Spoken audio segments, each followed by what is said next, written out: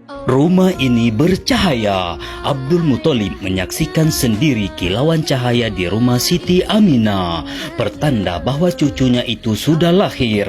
Lalu Siti Aminah menggendong anak itu penuh dengan kebahagiaan. Keesokannya Abdul Muthalib memberi makan orang-orang Mekah sebagai tanda syukur atas kelahiran cucunya.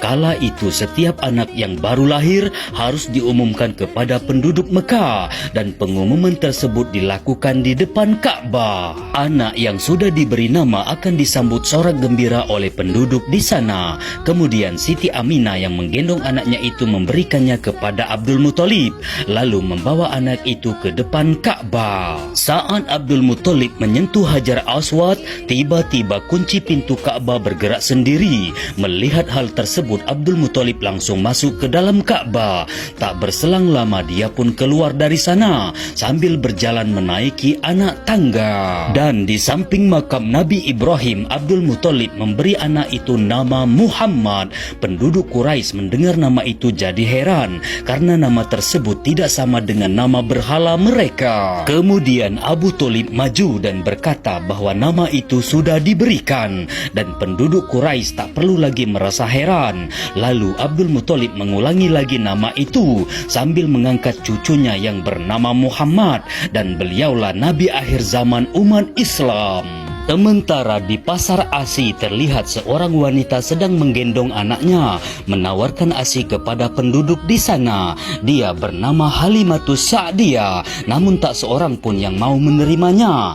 Lalu suaminya bernama Haris mengalami hal yang sama, karena hasil ternak mereka menghasilkan sedikit uang, dan dengan terpaksa mereka pun harus menjual unta mereka. Haris berhasil menemukan pembeli unta mereka, meski terpaksa dia harus melakukannya demi bertahan hidup. Saat unta itu akan disembeli, unta ini berontak dan lari. Haris pun mengejarnya. Halimah yang mengetahui hal tersebut pun ikut mengejar unta itu, dan sampailah mereka di sebuah rumah. Lalu unta itu mulai duduk menghadap Muhammad yang berada dalam ayunan. Ternyata guys, ini adalah rumah Siti Aminah. Beliau keluar menghampiri tamunya dan mengajak Halimah masuk sambil memberinya makan. Ketika Halimah meletakkan bayinya, dia melihat Muhammad ada di ayunan, lalu mencium tangannya. Kemudian dia meminta izin kepada Siti Aminah untuk menyusukan Muhammad, dan dengan senang hati Siti Aminah mengizinkannya